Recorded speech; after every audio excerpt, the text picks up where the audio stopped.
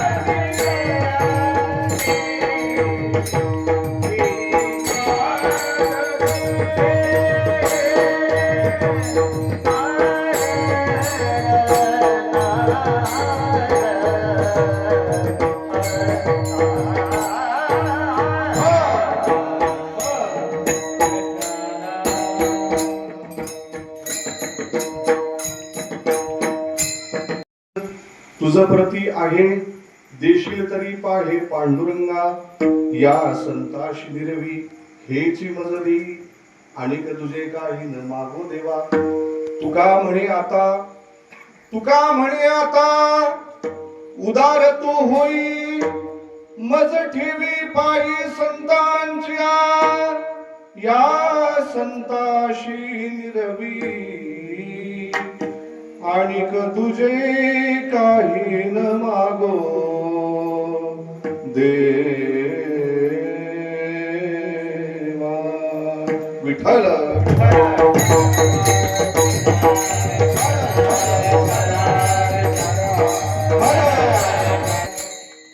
नमामि सद्गुरुं शान्तं सच्चिदानन्द विग्रहं पूर्णब्रह्मपरानन्दम् ईशम् आनन्दिवल्लभम्. गुरुर्ब्रह्मा गुरुर्विष्णु गुरुर्देवो महेश्वरा. गुरु साक्षात परब्रह्म तस्मै श्री गुरुवे नमः. अजं रुक्मिणी प्राण संजीवनन्तं परन्धाम कैवल्य मेकन्तुरीयम्. प्रसन्नं प्रपन्ना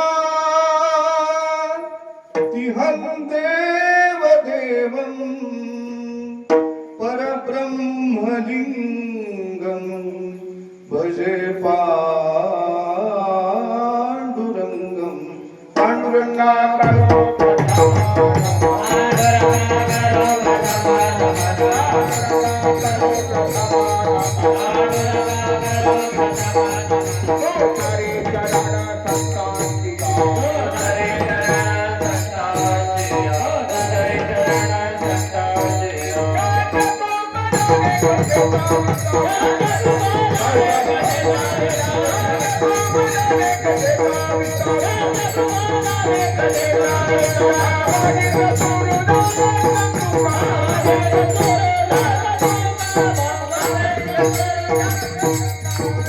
पाण्डुरङ्गाकरो प्रथम नमन दुसरे चरण संतांच्या त्यांच्या कृपादाने कथेचा विस्तारू. बाबाजी सद्गुरु दास तुका मस्तक हे पायावरी.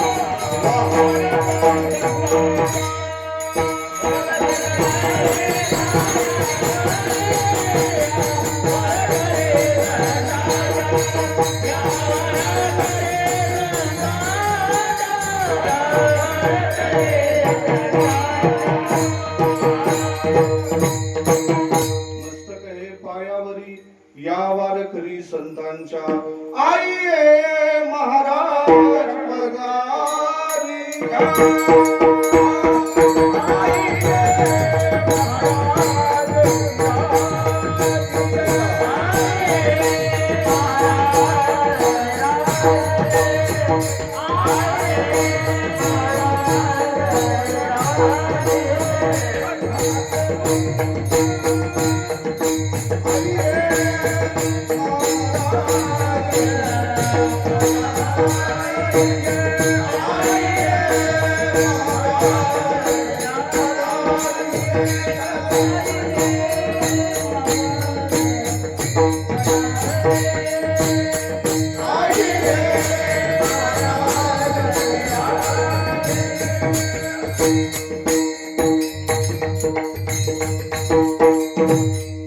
मागणे ते एक तुझ प्रती आहे देशील तरी पाहे पांडुरंगा. या संताशी निर्वी हिची मज देई आणि तुझे काही न मागू देवा. महावैष्णव संत श्रेष्ठ जगद्गुरु तुकाराम महाराजांचा हा अभंग आहे. या अभंगाद्वारा तुकाराम महाराज एक भगवंता पुढे एक मागणं मागतायत. ते मागणं मोठा आग्रहाचं आहे. विठ्ठल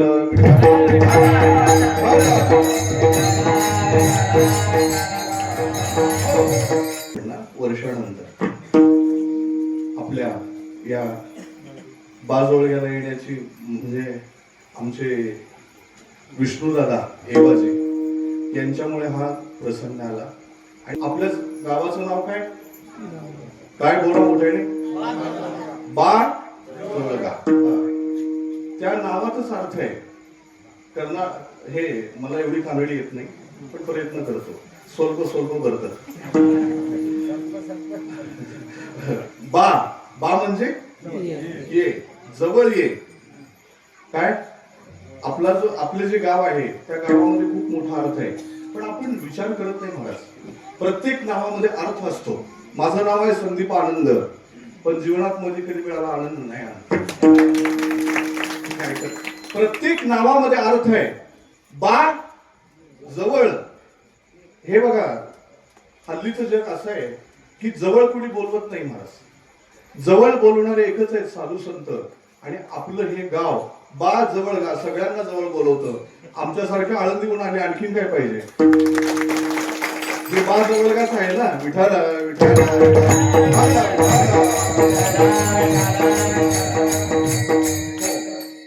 माणसाला सुखाची प्राप्ती नित्य व्हावी वाटते, दुःखाची अत्यंत निवृत्ती व्हावी वाटते. अपेक्षा योग्य आहे. वस्तुस्थिती काय काय आहे की लक्षात घ्या. मानवी जीवनातील अपेक्षा आणि मानवी जीवनातील वस्तुस्थिती या दोन्हीचा अंदाज आपल्याला आला पाहिजे. त्याच्यातली दरी आपल्याला ओळखता आली पाहिजे. आपली अपेक्षा अशी आहे की आम्हाला सुख मिळावं ते कायमचं आणि दुःख जावं ते कायमचं. म्हणून मानवी जीवनातील अपेक्षा आणि मानवी जीवनातील वस्तुस्थिती याची सांगड घातली पाहिजे.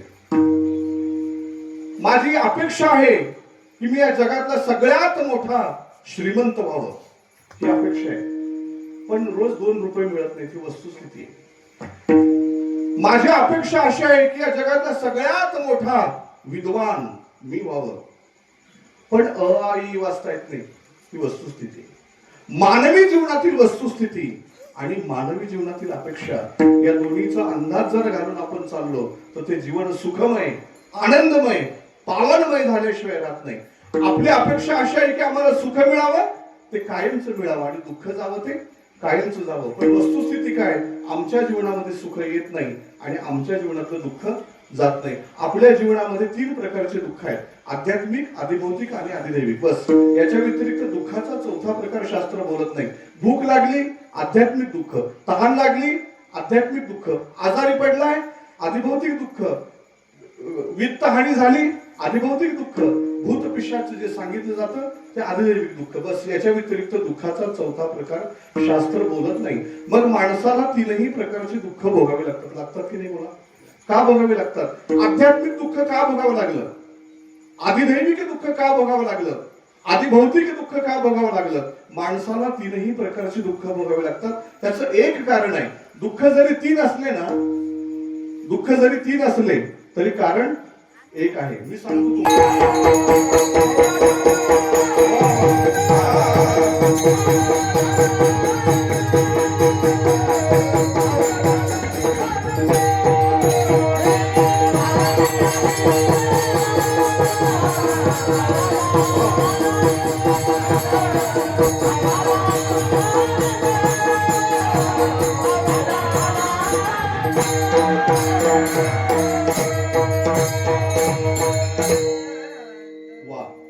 असे गाणारे असले ना असं वाटतं 2 दिवस कीर्तन करा. असे वाजवणारे असले ना असं वाटतं 4 दिवस. माणसाला 3ही प्रकारची दुःख भोगावे लागतात की नाही? बोला, आध्यात्मिक दुःख का भोगावं लागलं? अधिभौतिक दुःख का भोगावं लागलं? अधिदैविक दुःख का भोगावं लागलं? या 3ही प्रकारच्या दुःखाचं कारण एक आहे. काही प्रश्नाला अनेक उत्तर असतात आणि काही उत्तराला अनेक प्रश्न असतात. भाषा कळते का माझी? काही प्रश्नाला अनेक उत्तर असतात आणि काही उत्तराला अनेक प्रश्न असतात. नीट लक्षात घ्या. मी ब्रह्मसत्य जगन मिथ्या जीव ब्रह्मैव नापरः किंवा नेह नानास्ति किंचन अयम आत्मा ब्रह्म प्रज्ञानाम ब्रह्म वेदांत काही सांगणार नाही, ते सांगून उपयोग पण नाही. वेदांत कुठे कळतो महाराज? वेदांताची परिभाषा कुठे कळते?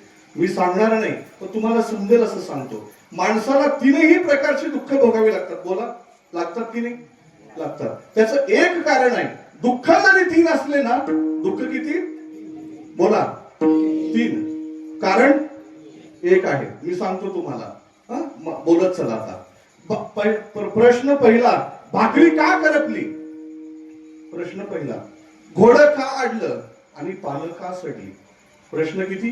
परत सांगतो, भाकरी का करपली, पानं का सडली आणि घोडं का अडलं? किती प्रश्न आहे? बोला बोला.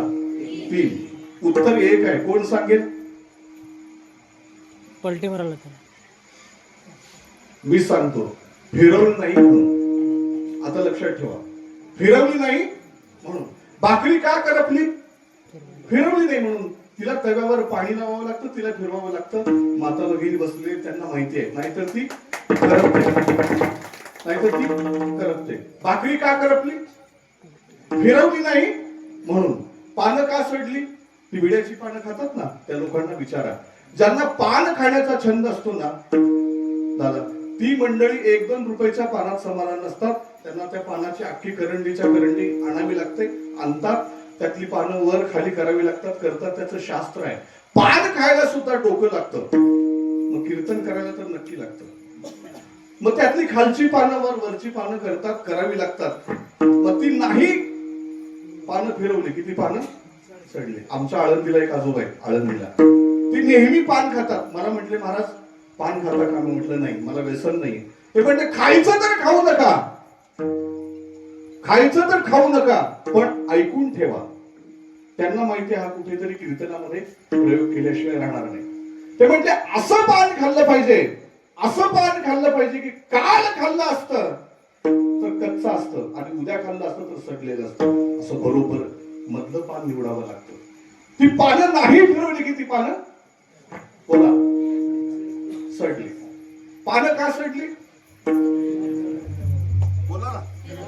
फिरवली नाही म्हणून. घोडं का अडलं? घोड्याच्या पायाचे जे सांधे असतात ना, ते अशी वाकण्याची व्यवस्था नाही. घोडं बसून उपयोगाचं नाही. घोड्याचे सगळे व्यवहार उभ्याने चालतात. घोडं चारा खातं उभ्याने, पाणी पितं उभ्याने आणि झोपतं तेही उभ्याने. घोडं बसलं की घोडं अडलं, घोडं बसलं की घोडं अडलं. मग तुम्ही मला सांगा, घोडं का अडलं? बोला ना. फिरवलं नाही म्हणून. पानं का सडली? फिरवली नाही म्हणून. भाकरी का करपली? फिरवली नाही म्हणून. तसं आध्यात्मिक दुःख का झालं?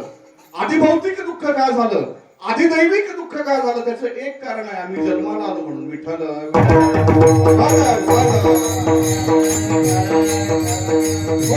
आम्ही जर जन्माला चाललो नसतो तर आजारी पडलो असतो का?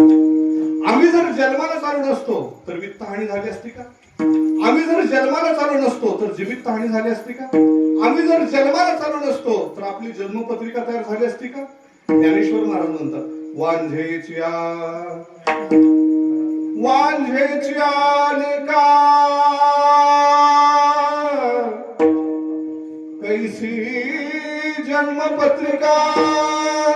अत्यंत अभाव ज्याचा सांगितला जातो तत्संबंधाने भावरूपाने तुम्ही काय बोलू शकता बोला. मग या 3ही दुःखाचं कारण आहे, आम्ही जन्माला आलो म्हणून. मग काय करा? तुम्हाला दुःख पाहिजे का नको? नको. तुम्हाला जन्माला आल्यामुळे दुःख मिळालं की नाही? मिळालं. मग मी तुम्हाला सोपा उपाय सांगतो, जन्माला जीव नका ना पिढा गेली. अरे पण जन्माला येऊ नका, पण जन्म आपल्या हातात आहे का? जन्म घेणे लागे वासनेच्या संगे,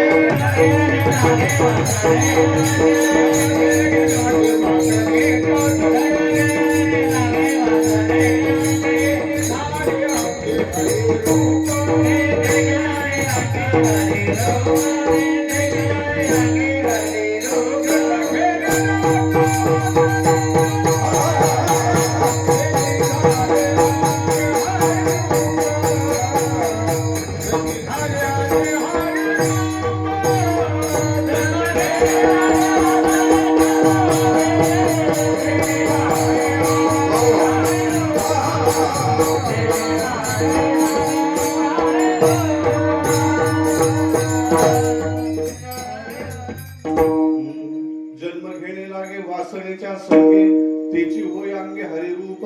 आगा कर्मी जय उरावे तै ते सुख दुःख फळावे, तया ते भोगावे यावे देहा एका. मग जन्माला येणं आपल्या हातात आहे का? मनुष्य जन्मतो आगतिक म्हणून आणि मरतो तोही आगतिक म्हणून. म्हणून आपल्या हातात नाही. शंकराचार्यांनी संसाराची परिभाषा करताना अतिशय सुंदर केलेली आहे. पुनरपि जननम पुनरपि मरणम पुनरपि जननी जठरे शयनम इह संसार खलु दुस्तार कृपया पारे पाही मुरारे. किती वेळा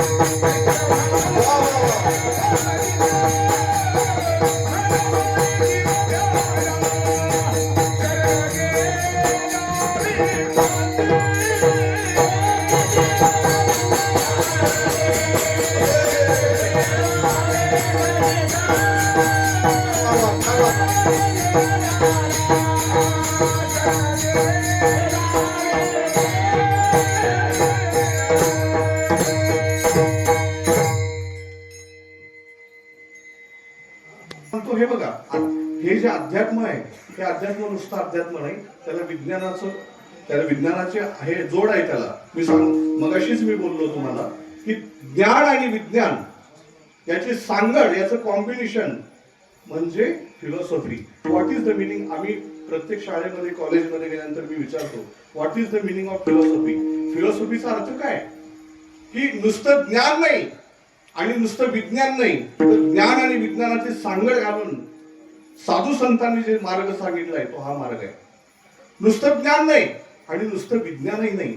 तुम्ही जेव्हा आता ऐका, तुम्ही जेव्हा टाळी वाजवता ना, टाळी हे बघा आपल्या इथे हे स्पंदन असतात आणि जेव्हा तुम्ही अशी टाळी वाजवता की नाही, हे एकमेकावर घर्षण होतं. घर्षण होतं. ते घर्षण झाल्यामुळे हे ऍक्युप्रेशर, हे पॉइंट दाबले जातात आणि असं तुम्ही जेव्हा टाळी वाजवाल तेव्हा तुम्हाला हार्ट अटॅक येणार नाही, बीपी होणार नाही, शुगर होणार नाही. मी लिहून देतो इथे नारदाच्या गादीवर लिहून देतो. बीपी होणार नाही, शुगर होणार नाही, साखर कमी जास्त होणार नाही, हार्ट अटॅक होणार नाही. घाबरू नका, फक्त टाळी वाजवा. आता कशा वाजवतील बघा.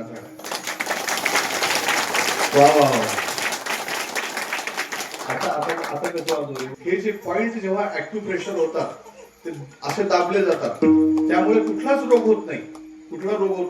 तुम्ही ठणठणीत व्हाल बरं का, ठणठणीत व्हाल.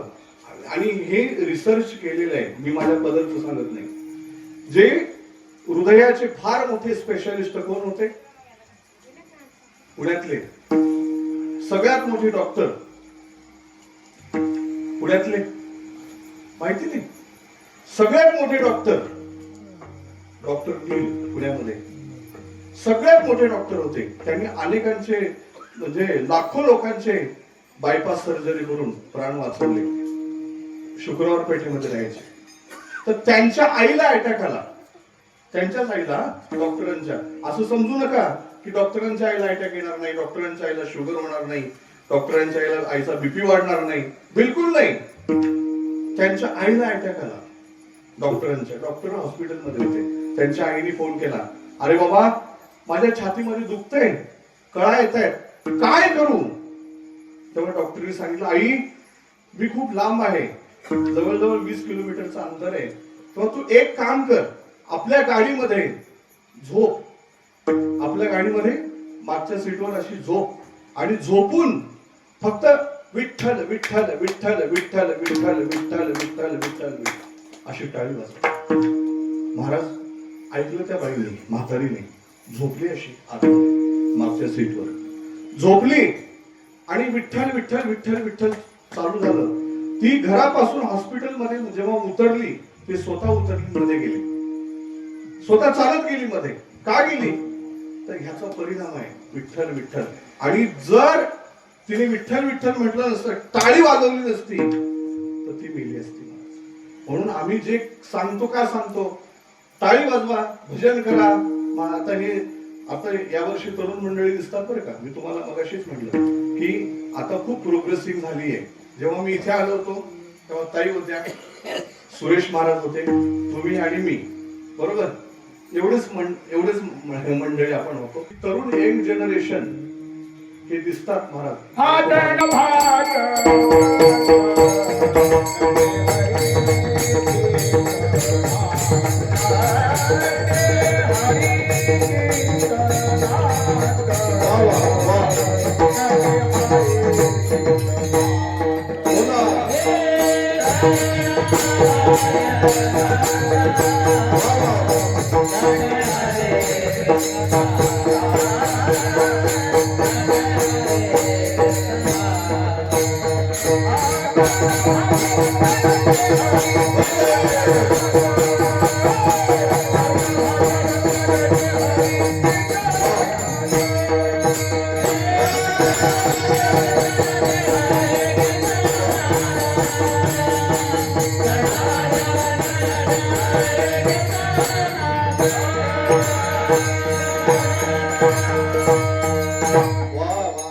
सुरेश महाराजांचा मुलगा पण तयार झालाय, चिरंजीव त्यांचे.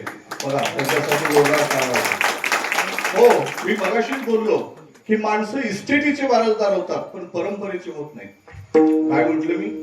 इस्टेटीचे वारसदार होतात पण परंपरेचे होत नाही. आणि आता यंग जनरेशन कीर्तनाला, अरे बापरे, कीर्तनाला नाही, त्यांना दुसरंच हे. आता बघा, ह्याच्या मुलांना विचारा, तुम्हाला आपल्या या मुलांना धार्मिक शिक्षण देणं फार महत्वाचं. आपल्या मुलांना अक्षय तृतीया माहिती नाही, आपल्या मुलांना गुढीपाडवा माहिती नाही, आपल्या मुलांना संक्रांत माहिती नाही, आपल्या मुलांना कुठलीच तिथी माहिती नाही, एकादशी माहिती नाही, आपल्या मुलांना पौर्णिमा, व्हॅलेंटाईन डे माहिती आहे महाराज, पण आपल्या मुलांना अक्षय तृतीया माहिती नाही, आपल्या मुलांना संक्रांत माहिती नाही, अक्षय तृतीया कशाला म्हणतात, गुढीपाडवा कशाला म्हणतात, आपल्या मुलांना माहिती नाही. म्हणून मी सांगितलं, तिथे जात विचारले का? काय विचारला? धर्म विचारला, धर्म विचारला. म्हणून आता आपल्या सगळ्यांनी, हिंदू धर्मांनी जागरूक राहणं गरजेचं आहे. आपला पुन्हा पैलगाम होऊ नये असं वाटत असेल तर यंग जनरेशन इथे येणं गरजेची गोष्ट आहे. म्हणून स्वामी विवेकानंदांचं एक वाक्य आहे, आपला भारत हा खूप श्रीमंत आहे, खूप श्रीमंत आहे, खूप श्रीमंत आहे, पण दरिद्री आहे. असं कसं काय? एकीकडे श्रीमंत आहे म्हणता, पुन्हा दरिद्री आहे म्हणता. आपल्या भारतासारखे साधू संत, आपल्या भारतासारखं अध्यात्म, आपल्या भारतासारखे ऋषीमुनी, आपल्या भारतासारखे वैज्ञानिक जगाच्या पाठीवर कुठेच नाही. पण आपण ते घेत नाही, म्हणून आपण दरिद्री आहोत. लक्षात ठेवा. माझं थोडंसं कीर्तन जड जाईल तुम्हाला, ऐका, पण ऐका, थोडं जड जाईल. दरिद्री आहोत आपण. का दरिद्री आहोत? आपण आपल्या मुलांना धार्मिक शिक्षण देत नाही महाराज. ही मुलं काय, त्यांना विचारा, तुकाराम महाराजांविषयी विचारा, आपले बसवराजाविषयी विचारा, अक्कम महादेवीविषयी विचारा, ज्ञानोबा तुकोबारायांच्या विषयी विचारा, नामदेवरायाविषयी विचारा. त्यांना माहिती नाही महाराज. माहिती आता किती पोरं बसलेत बघा, त्यांना विचार की आपल्या यंग जनरेशन फास्ट आहे, पण त्यांना दिशा मिळत नाहीये. मी जेव्हा जातो ना कॉलेजमध्ये वगैरे, बाहेर शिक्षणाचा अर्थ काय? Education is not limited to schools and colleges. Education is a continuous process from born to death, that is the education. आपल्याला अर्थ माहिती नाही शिक्षणाचा. का? हे बघा, ही जी पोरं दिसतात ना तुम्हाला, तरणा भाग्यवंत नटे हरिकीर्तनात हरिकीर्तन. छत्रपती शिवाजी महाराजांनी स्वराज्याचं तोरण बांधलं आणि पहिला किल्ला जिंकला. वयाच्या कितव्या वर्षी? कितव्या वर्षी? 16व्या वर्षी. 16व्या वर्षी. संत श्रेष्ठ ज्ञानेश्वर महाराजांनी ज्ञानेश्वरी सारखा अद्वितीय ग्रंथ या जगाच्या पदरात दिला. वयाच्या कितव्या वर्षी? 16व्या वर्षी. शंकराचार्यांनी ब्रह्मसूत्र भाष्य, गीता भाष्य, उपनिषद भाष्य अशी मोठी मोठी ग्रंथ लिहिली. वयाच्या कितव्या वर्षी? 16व्या वर्षी. भगतसिंगांनी देशाच्या स्वातंत्र्यासाठी प्राणाचं बलिदान केलं. वयाच्या कितव्या वर्षी? हर करम अपना करेंगे ए वतन तेरे लिए.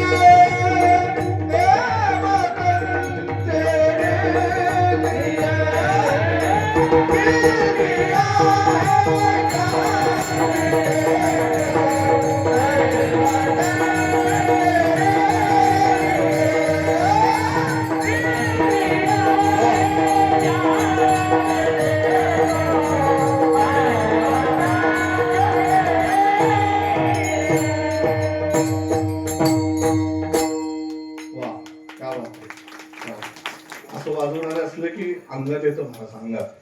आणि आलंच पाहिजे, ते थापच अशी वाजते ना, अंगात आलं पाहिजे. नाहीतर महाराज संक्रांत कधी आहे? मी म्हटलं आजच आहे, आजच आहे. महाराज संक्रांत कशावर बसली? म्हटलं दगडावर बसली. म्हातारी दगडावर बसली. महाराज संक्रांत काय करते? म्हटलं साडी धुते. महाराज संक्रांतीचं तोंड कोणीकडे आहे? म्हटलं बुवाकडे आहे, माझ्याकडे, महाराजांच्याकडे. महाराज संक्रांत कशावर आली? म्हटलं बुवाच्या बोकांडीवर आली. आता काय सांगू महाराज तुम्हाला, फार अवघड असतं. मी आता महाराष्ट्रात किती जिल्हे आहेत आपले? किती जिल्हे? 36 जिल्हे जवळजवळ आम्ही फिरतो. 36 काय करणार महाराज? हे आम्हाला आमचं कामच आहे ते नारदासारखं फिरणं. आता विष्णुदादांना विचारा. मी परवा 13 बीडला होतो. बीडचा कार्यक्रम करून नाशिकला गेलो. यारे यारे यारे यारे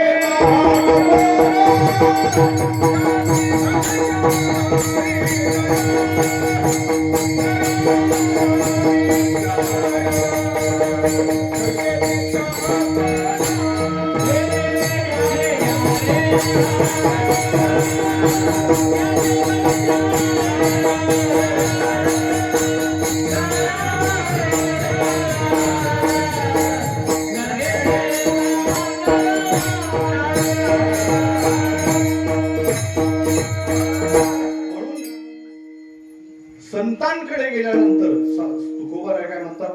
मागणे ते एक. आपण अभंगाकडे येऊया.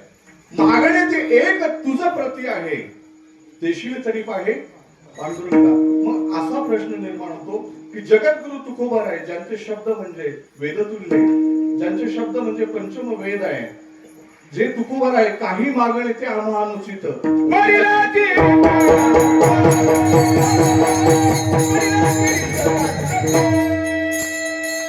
काही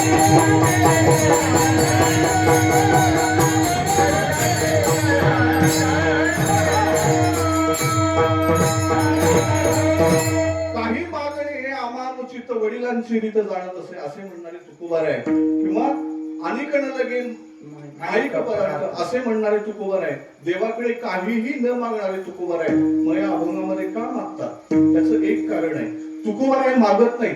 देवाने सांगितलं तुकोबार आहे तुम्ही एवढी परंपरेने सेवा केली तेव्हा काहीतरी मागा. जेव्हा हिरण्यकश्यपूला मारलं, ऑपरेशन केलं कुणी? नरसिंहाने. तेव्हा ते खूप तापलेले होते. आपल्या इथे आहे ना बिदरला खूप तापलेले होते. तेव्हा प्रल्हाद तिथे गेला आणि विनंती केली, देवा शांत व्हा. देव शांत झाले आणि देवाने सांगितलं, प्रल्हादा तू काहीतरी माग, वरम ब्रूहि, तू काहीतरी माग. तेव्हा प्रल्हाद म्हटला, देवा मी काहीच मागितलं नाही आयुष्यात तुला, आता काय मागणार? नाही म्हटले, काहीतरी माग. तुझी सेवा एवढी आहे की मी सुद्धा रूढी झालोय, काहीतरी माग. तेव्हा प्रल्हादाने मागितलं, देवा द्यायचं आहे ना तुला तर एकच दे, माझ्या हृदयातून जाऊच नको, हे दे. प्रल्हादाने मागितलं नाही, देवाने सांगितलं माग. तसं तुकोबाराय मागत नाही, देवाने सांगितलं तुकोबाराय काहीतरी मागून घ्या, काहीतरी मागा. लताबाईंचा गानकुकिळा भारतरत्न लता मंगेशकर एक पिक्चर निघाला, जुना पिक्चर, आणि त्या पिक्चर मधलं एक गाणं होतं, मैं क्या करू हाय मुझे बुड्ढा मिल गया. हे गाणं होतं बघा तुम्ही, जुना पिक्चर आहे. आणि ते त्याचे संगीतकार होते R.D. बर्मन, संगीतकार होते. पण लता दिदीकडे जेव्हा ते गाणं गेलं, लता दिदी सांगितलं मी असली फालतू गाणी गात नाही, आशाला सांगा किंवा कुणाला सांगा. तेव्हा लताबाईंनी गाणं गायलं नाही म्हणून तो पिक्चर रिलीज झाला नाही, खूप नुकसान झालं मला. मग शेवटी R.D. बर्मन गेले आणि R.D. बर्मननी लताबाईंची माफी मागितली, म्हणजे काही करा ते गाणं गा. लताबाईंनी का गायलं? त्यांना म्हणजे उत्साह आहे म्हणून नाही, R.D. बर्मननी सांगितलं म्हणून ते गायलं. तसं तुकोबाराय जे मागतात, मागणं का मागतात? स्वतः मागत नाही, देवाने सांगितलं तुकोबाराय काहीतरी मागा, तेव्हा तुकोबाराय मागतात. मागणे ते तुझं प्रती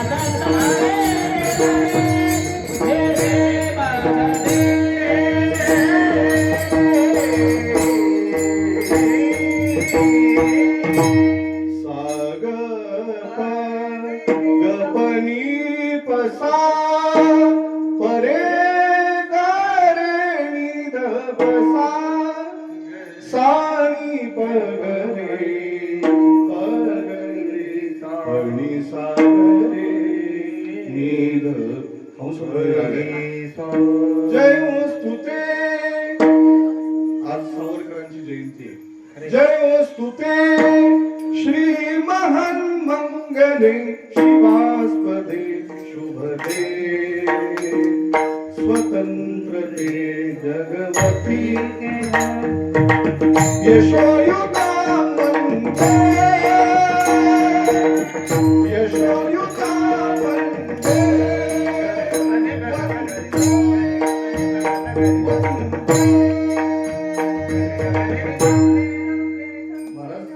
गाण्यामधले भाव सुद्धा कळाले पाहिजेत. प्रत्येक रागातली गंधार, निषाद, मध्यम, पंचम हे सगळं कळालं पाहिजे, तर मजा येते. मी एका ठिकाणी गात होतो नाशिकला. एक म्हातारा माझ्या पुढे बसला होता. म्हातारा मग साधू संतांनी काय सांगितलं, या संताशी निर्वी. निर्वी शब्दाचा अर्थ आहे स्वाधीन करणे, त्यांच्या चरणाजवळ ठेवणे. म्हणून संतांच्या चरणाजवळ राहावं. दुःख नाहीये. संसारामध्ये सुख आहे का? बोला बोला. संसारामध्ये सुख आहे का दुःख आहे?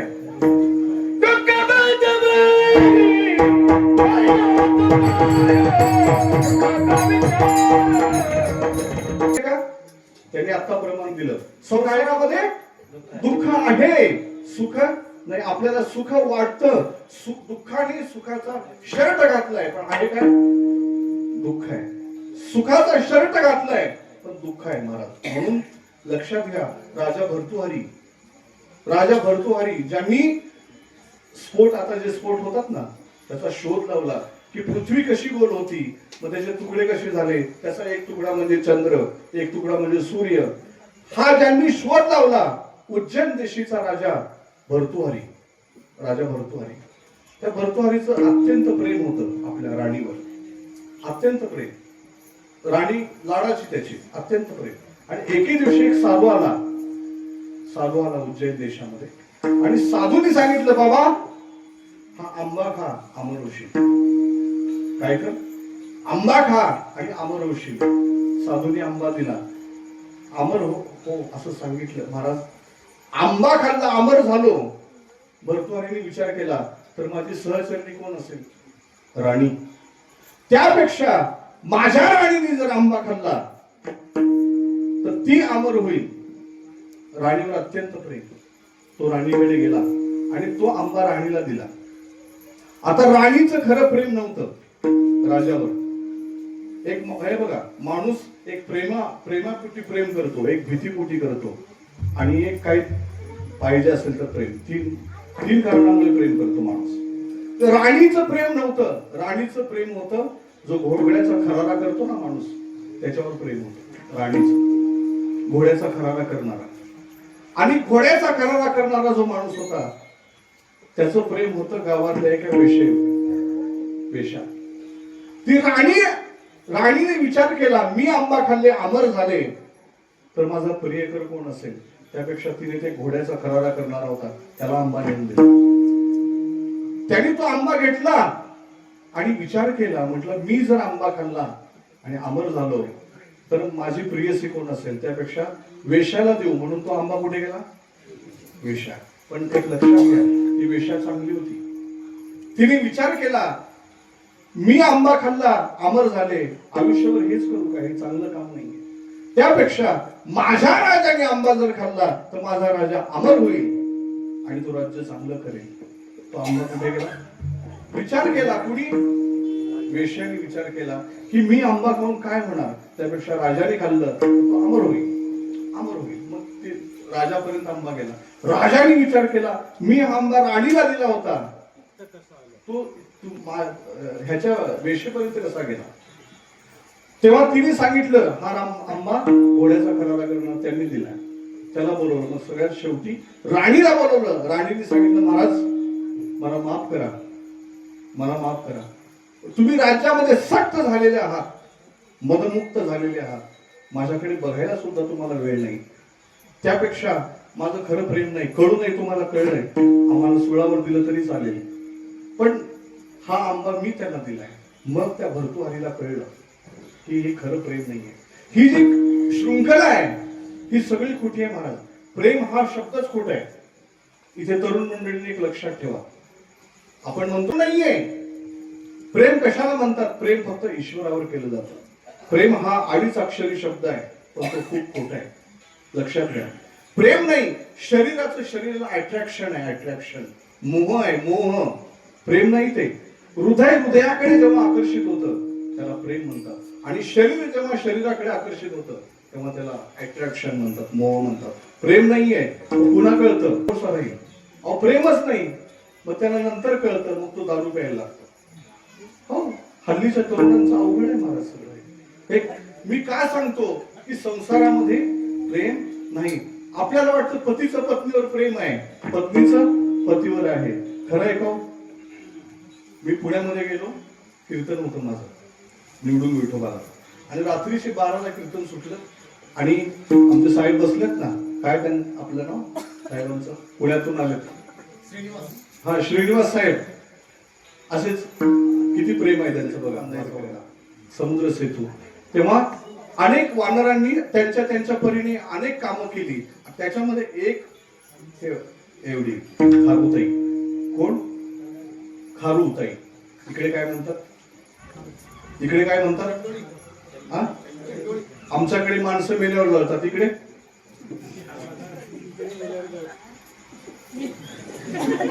कुणीतरी जिवंतपणी म्हटलं मला. खारुताई. ती खारुताई सुद्धा आपला एक एक वाळूचा कण त्या महाराज सेवा करत होती. काय झालं, एके दिवशी सेवा करताना तिच्यावर एक पाय पडला जोरात शेपटीवर आणि ती चिरकन ओरडली. ओरडल्यावर तिथे रामचंद्र प्रभू होते, त्यांनी उचललं, हातात घेतलं, खारुताईला असं हे केलं, हात फिरवला. म्हटले, बाई काय झाले तुला, एवढी चिरकली का तू, काय झाले? म्हटले, पाय पडला. कुणाचा पाय पडला? म्हटलं, हनुमंताचा पाय पडला. आता हनुमंताचा केवढा पाय असेल हो, आपल्या पायासारखा होता काय असा? तो पाय पडल्याबरोबर तिच्या शेपटीवरती चटकन चिरकली. बोलवा हनुमंताला. रामचंद्र प्रभूकडे असं नव्हतं की आपल्या पार्टीचा जाऊ द्या, हा असं नव्हतं, आपल्याच ऑफिस मधला जाऊ, असं नाहीये. बोलवलं कुणाला? हनुमंताला. आणि सांगितलं, काय सेवा, काय दंड करायचा सांग. मग प्रत्येकाने सांगितलं, असं करा तसं करा. तेव्हा खारुताई म्हटली, थांबा, हनुमंताला दंड देऊ नका. का दंड देऊ नका? त्याचा सत्कार करा. का करा? कारण हनुमंताने जर पाय दिला नसता शेपटीवर आणि मी जर चिरकली नसते, तुम्ही माझा तुमच्या हातावर मला उचलून घेतलं नसतं. त्या हनुमंताच्या पायामुळे रामचंद्र प्रभूच्या हाताचा माझा स्पर्श झाला. हे भाग्य फक्त संतांच्या पायामध्ये. म्हणून संतांच्या पायाजवळ राहा. म्हणून सुख कुठेही नाही. पैशाने पलक मिळेल, झोप मिळणार नाही. पैशाने अन्न मिळेल, भूक मिळणार नाही. पैशाने आई वडील मिळतील, प्रेम मिळणार नाही. पैशाने पत्नी मिळेल, पतिव्रता मिळणार नाही. पैशाने पुत्र मिळेल, सुपुत्र मिळणार नाही. पैशाने गुरु मिळेल, ज्ञान मिळणार नाही. पैशाने डोळे मिळतील, दृष्टी मिळणार नाही. पैशाने या जगातल्या सगळ्या गोष्टी मिळतील, पण सुख मिळणार नाही. सुख जर बघायचं असेल म्हणून मागणी एक तुझं प्रती आहे, देशील तरी पाहे पांडुरंगा या संताशी निर्वी. निर्वी शब्दाचा अर्थ स्वाधीन करा. हेची मजा देई आणि तुझे काही नमारो देवा विठोबा. बदल करा सगळ्यांनी, हातवर करा, हातवर करा.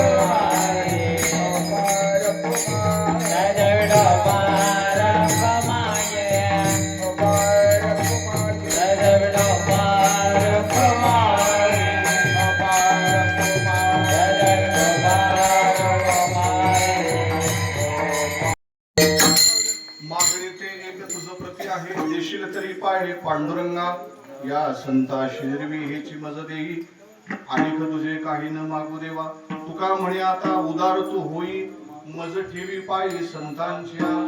या जुने शब्द आता नाहीये.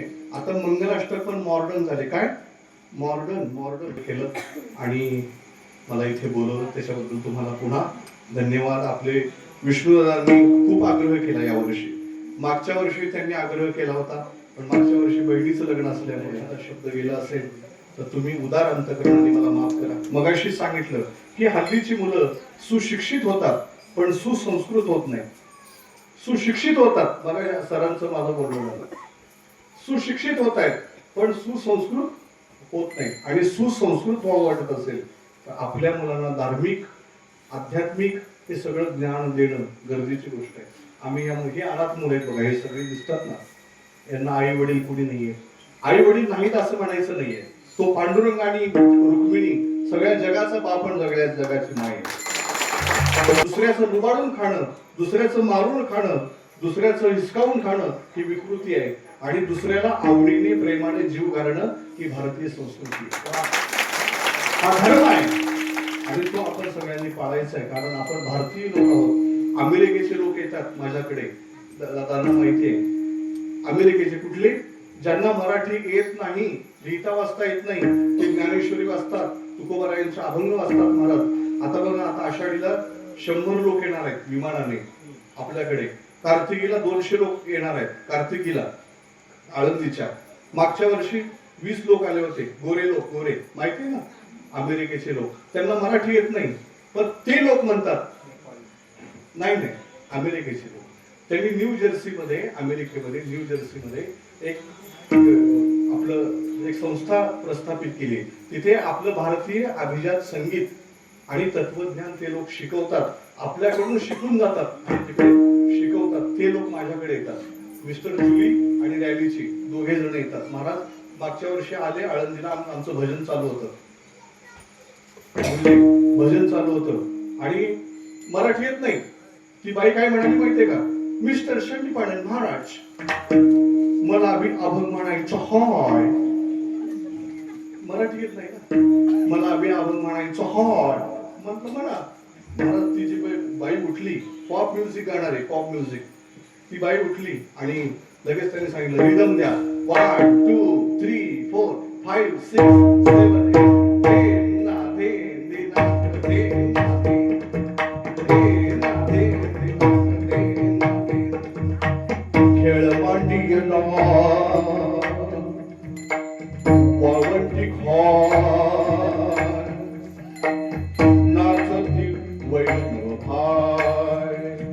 प्रेम अभिमान केला पावडरी,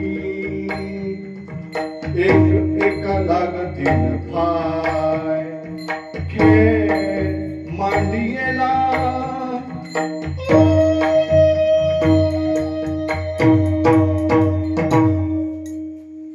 ती बाई गाते महाराज. जिला मराठी आई वाचता येत नाही ते अभंग गातात, ज्ञानेश्वरी वाचतात. आपलं भाग्य थोर आहे, आपण साधू संतांच्या या भारत भूमीमध्ये जन्माला आलोय. आणि तुम्ही व्हिडिओज करताय, तुम्हाला एक विनंती आहे, जे चांगलं आहे ते लोकांपर्यंत द्या. मी कट केलं महाराज, तुम्ही जे गेलं तुला कट केलं लगेच. हा, जे काही गेलं असेल ते कट करा. कारण असं झालंय, एका एका शब्दावरून वादविवाद चाललेत, मी तुम्हाला सांगत नाही. झाकली मूठ 1.25 लाखाची. माझं गाव जामखंडी आहे, आपल्याच परिसरातला आहे मी, आपलाच माणूस आहे. पण आता राहायला मी आळंदीला असल्यामुळे आम्ही आळंदीकर लावतो. कारण आठवलं, सदा येन्न हृदय दल्ली वास माडो श्री हरी. एक भजन आहे सुंदर कांतकर याच्यामध्ये, सदा येन्न हृदय दल्ली वास माडो श्री हरी, गन्न मूर्ती निन्न पाद. निघाले पुढे काय, सोनी मराठी कीर्तनकारांचं, त्याचं कीर्तन झालं हो. आणि सिलेक्शन केलं त्यांनी त्याला, त्या मुलाला. ही मुलगी आहे, हा मुलगा नाहीये. ती नाही, तो आहे, तो नाही, ती आहे. लोकांना वाटतं हा मुलगा आहे. ही मुलगी पुणे विद्यापीठामध्ये परवा 2 तास बोलली. ही मुलगी तत्वज्ञानावरती 2 तास बोलली. वा,